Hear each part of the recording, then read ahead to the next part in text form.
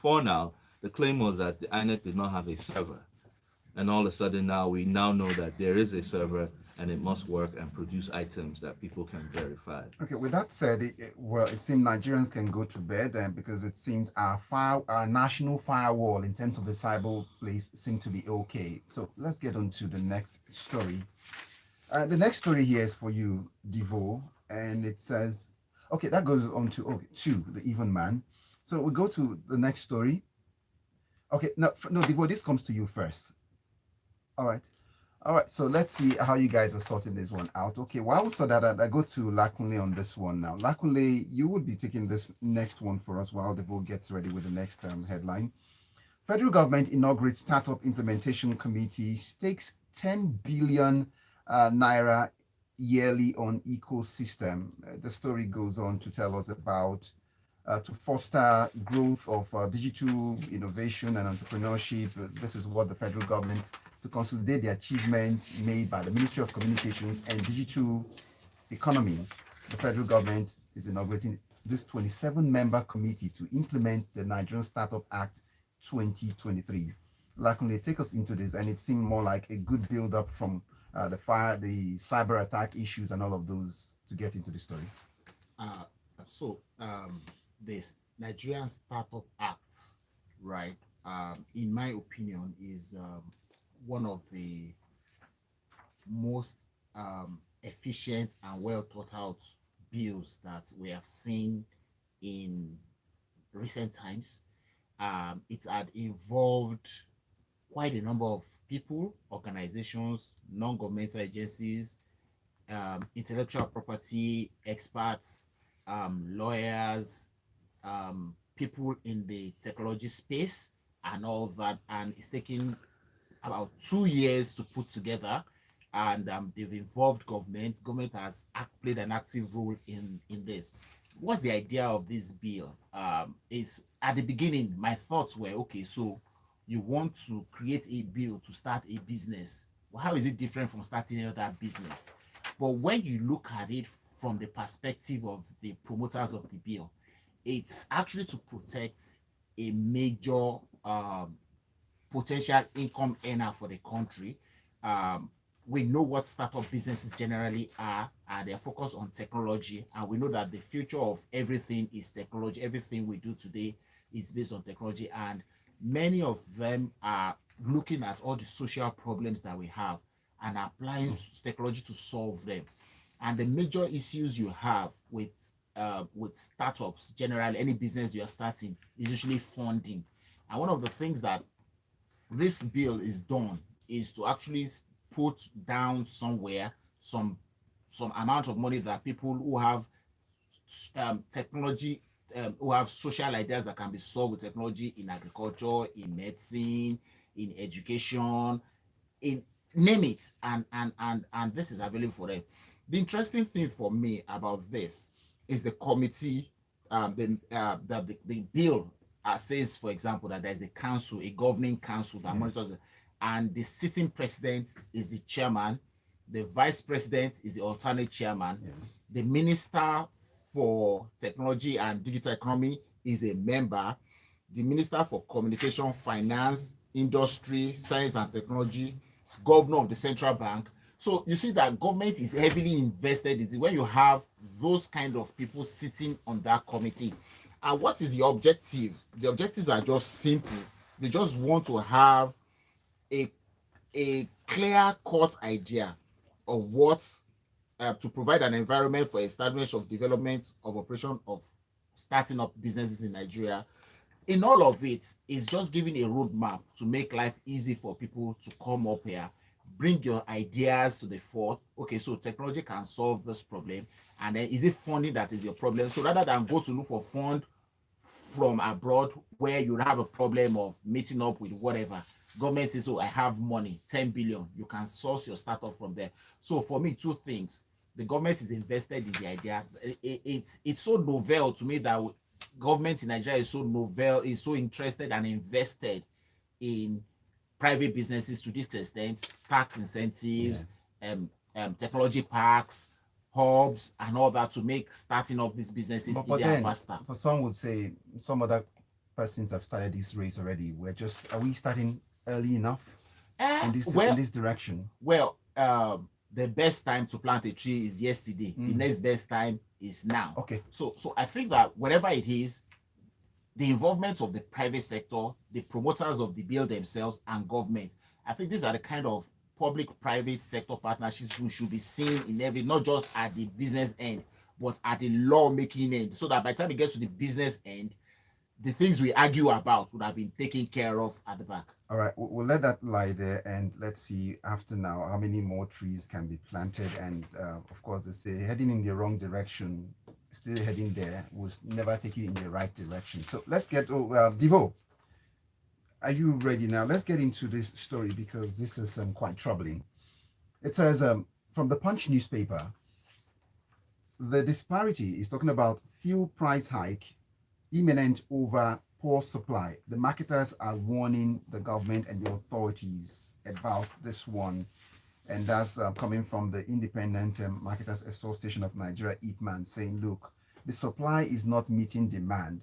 And with this, as it is heading, it looks like the queues at filling station is not coming to an end anytime soon. No? Yeah, and I think he's referring to bad queues because since the fuel queues that had resumed at fuel stations nationwide, this is almost, we're 6 months in. At some point last month, NNPC made moves to step up allocation, and we did see what we call the reduction of fuel queues, meaning they didn't disappear. So instead of spending 6 hours at the station, you now spend between 3 hours, 2 hours, 1 hour. So it's less. That is still not uhuru. That is still not satisfactory. However, the IPMAN, the Independent Petroleum Marketers Association, was saying that we will get back to those dark days of long-houred fuel queues if the situation is not addressed. And they were speaking to the fact that as the largest fuel distribution association, with about 80% of the fuel stations around Nigeria, that's over 3,500 stations around Nigeria, there's been a lot of lopsided distribution or allocation at the depots. Now, as you know, NNPC Retail is the sole, or NNPC is the sole importer of PMS, that's the refined product, into the country.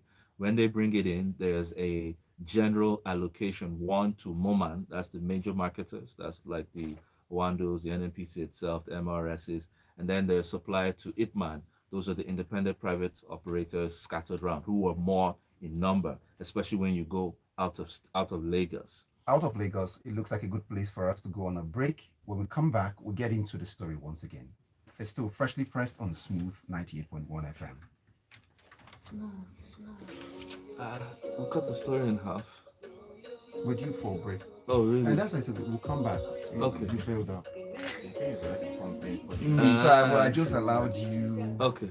get your land there so you can come back. So we're not hearing the break now. Where's the break now? This one playing. You said? Listen, I thought it was song playing. You don't know this is first band. And it's not it's first band. Is it first one? Is it a new? It's a new one. It's not new like that. Oh, okay.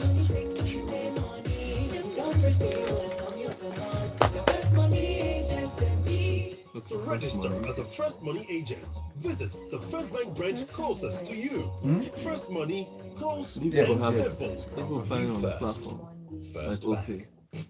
People planning on the platform. That makes you this song is going to stop. And this is the time. That's it, okay.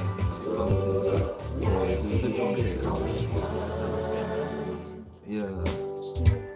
Right. Okay.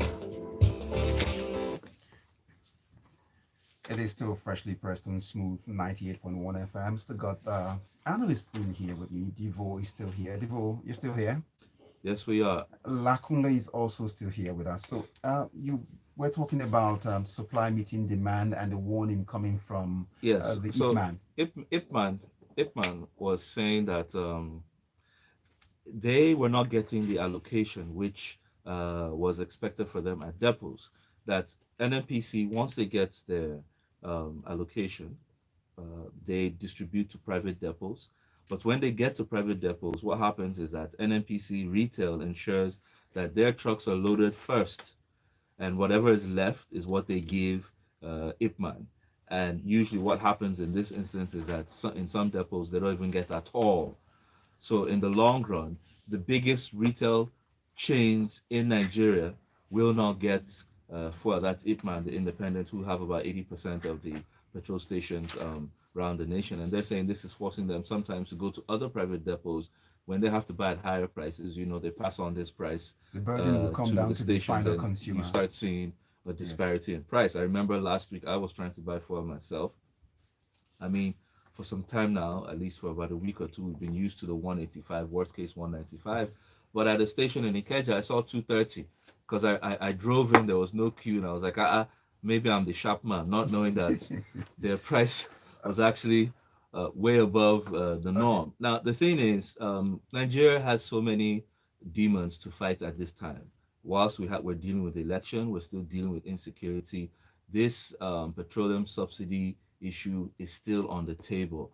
And this government still has days to work until May 29th and needs to take action in terms of equitable distribution to ensure that we at least in one of the aspects of Wahala, Yes. we have dealt with it. Well, Devo, I think we would leave the demons to be taken care of by prayers and then use our senses and brains to work on the things that men can deal with, not using prayers to solve those. But let's get on to our platform this morning and get some messages in. Coming in from this one says, the Nigerian government has been giving incentives to a lot of businesses, but the problem with this present government is lack of communication. So many people have enjoyed government support in so many ways. So this startup bill that's reacting to that story now is news just one of those supports the government is giving. So it means the government has a communication problem. So I think that we should focus more on the law part of it, the legal part of it, much more than the money itself. People can source funds for businesses from all elsewhere. Yes. Eyes on the money. So this one well, just says, good morning, gentlemen. That's Tally or Tolly. Business email compromise, BEC. Probably was reflecting on something, the word you were looking for. You see, we've got the best listeners. We need to give it to them. They understand the way it flows here. So let's get on to this. Tonye from Magodo says, good morning, everyone. I feel the news of blocking the cyber attacks so unbelievably self-serving. Why now? It should also provide information on how many times people tried and failed when they tried to process their accreditation, register, vote, and upload the count. It shouldn't be commended, please. And I've got Abbas also sending in a message already. Abbas here says, the Nigerian government has been giving incentives. Okay, we've gotten that in already. Chibuzo, I see Chibuzo already here. Good to see the government is giving incentives. Send this one twice again. Okay, so let's leave that and get back into the headlines once again. You two can be like Chibuzo and Tony and Tolly by sending your messages on to 0809-444-08981. That would just be for WhatsApp messages. I go to Lakunle. Luckily, this one is quite disturbing, and I think you should be able to help us solve this one. Colleagues protest as Rivers officials beat driver to death. That's according to the Punch newspaper.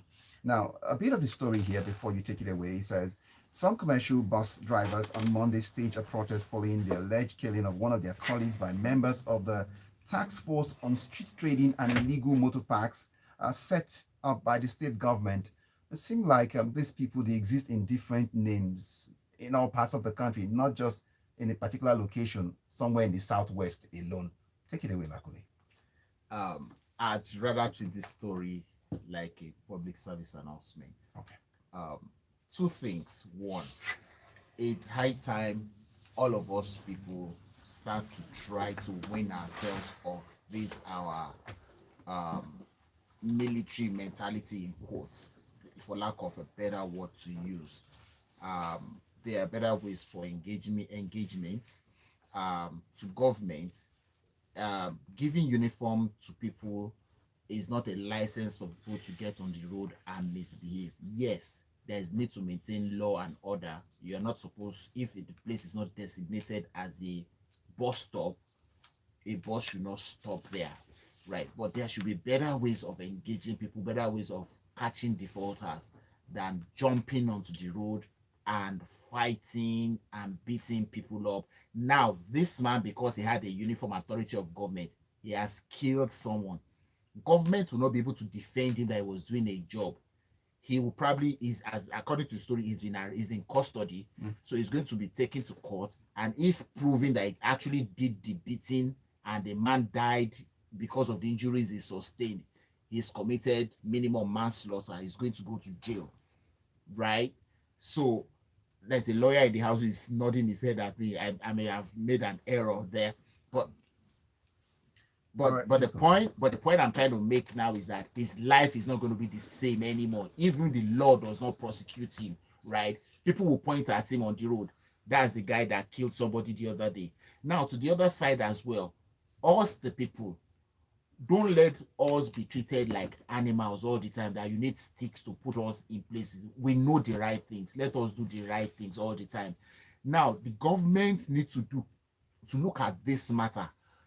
In places we make a lot of noise that there is this in some places, but the same thing or even worse happen in other places. So I'd rather us as citizens look at Nigeria as in a global form and treat these menace as one entity that needs to be solved, that one solution in one state will be applicable to the other 37 35 states. That was the FCT, maybe. Yeah, and the FCT. Oh, and not plus. Okay, and the FCT. You know, yes. this semantics lately, we need to study it properly because it seems there's a way it goes. Devo, we're ready for you with this Oshun story, and we'll be picking it up from the Premium Times newspaper. Oshun governorship poll. Appeal court reserves judgment in Adeleke's case against tribunal's decision. And so, where do we go from here? Are we likely to see another Imorish kind of judgment? And where do we go from here? Well, it's still in court at the moment. And if you remember back then, when they went to court in a three-man tribunal, two members voted um, that they should uphold the case. Now, what we're saying here is that the appeal court reserves judgment in Adeleke's case against tribunal's decision. So, what it's simply saying is that the appeal court is still going to look into this matter to see whether or not they're going to uphold or to counsel. Well, I can't, there's no time to break down the judicial process and the whether the history of having panels in court decide the outcome of people-led elections is working in our favor or not. We're trying to avoid scenarios like this, and just like currently in the last presidential election, we're not even done with it simply because of the dispute from Labour and the PDP over not just the conduct but the outcome of the election. So, coming from Oshun, we wait to see. The governor has been voted in. Both parties, those that are disputing, as well as that's the APC, as well as those who are defending their position, the PDP, will remain in court to see the position. Allegations of overvoting and all of those Yes, we'll being wait to alleged see by the APC. the position of the appeal court. But as you know, with the court process, after the appeal court takes a position, if the plaintiff is not satisfied, he Yes. can proceed to the Supreme Court. Okay, Lakule, let's see if we have got time for this one and see if you can just help us make sense of this next headline here. Next headline, it says, okay, okay, let's get on to the message. Take us through that one. So the Lagos High Court has awarded a sum of 5 million naira to a Uber driver, Adedotun Clement, Yes. for the assault he suffered in the hands of Lagos State officials of the LSNSC, that's Lagos State Neighborhood Safety Corps, and the Nigerian police during the anniversary of NSAS in 2021. That's like over a year and a half ago that the event happened. I'd say two things. Congratulations to Adedosun Clement for surviving the assault. Yes. Congratulations to the judiciary of Lagos State for at least proving that giving us some sense of independence, not acting like an arm of government, and seeing the merit in the arguments of the case of Clement Adedotun and awarding him the 5 million naira.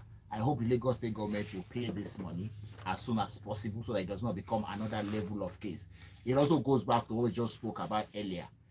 Having a uniform on is not an authority to be inhuman to the next person, to be violent to other people. We need to apply sense. We need to apply some humanity in dealing with things, no matter how bad the situation may be. Like your people will say, they say that when they send you an errand like a slave, you deliver the message like a freeborn. So we need to start to get that thing into the head of people. Authority does not equate violence. Okay. And they are lucky they got away with it. That it's just an assault. If the man had died, we'll be talking about something else. So we need to keep telling our people this. We can't stop but keep rehashing it. All right, so let's get on to some messages as we get ready to close up the show for today. Devo, you've got an assignment, but someone is mistaking you for a certain Mr. C.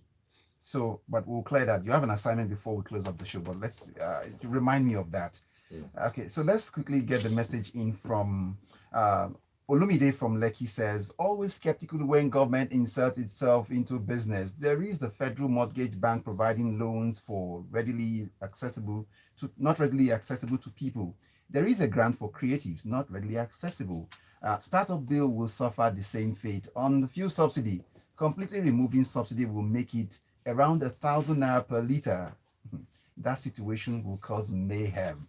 I believe we are paying too much for subsidy. We'd like to see the arithmetic that person is using to arrive at that 1,000 naira. Okay. Then, Otunuga Sunday says, let's condemn thuggery and hooliganism of Agberus all over Nigeria. However, irredentist tribalists made us believe it is only in Lagos we have Agberus. I asked them that I have been to a Fun roundabout. You have to bring it to me now in Warri. Bridgehead and Upper as they would say in Onitsha, and King's roundabout in Benin. And I know they carry last. And see, guys, you won't bring. Can I just move on? I know after now you guys can come for me. So, but then that's what he's saying here. Thank you so much, Otunuga. Who else would I get in here quickly before we go? Okay, we're just out of time, but I thank everyone who's been part of the show. But Devo, not before you take this assignment. It says my name is Babajide, and he mistook you for a certain Mr. C, like I told you earlier on. But it goes on to say, I would have loved to hear that half clap. So, Devo, assignment, half clap. What does it sound like? You are half clap. Oh my goodness. Go ahead. You're waiting. That's it's not me giving you that now. He wants to hear the half clap. A half clap means that the other hand is not there. Okay. So no clap at all. Babajide, you heard it already. So, and it goes on to say, I also noticed you always have an issue with government, but you supported the CBN ban on the use of 1,500 and 200 naira earlier. I want to hear a full clap as the victory has been won. Oh yeah, half clap not available. Full clap. Go ahead. Oh my goodness. For the people. So guys, it looks like a very good place to anchor the show this morning. Thank you guys. It's been freshly pressed on Smooth 98.1 FM. Devo, thank you so much for coming by. Thank you. Lakunle, it's been nice having you also. Thank you, Mashe. All right, so this is where we say we'll be meeting at the locker room. My name is Omashaye Ashenua. Stay tuned with Smooth 98.1 FM. First Bank. I wonder if your name was being rejected in my head. You're Yoruba? He's not Yoruba, he's worried. Don't worry, he's a foreigner.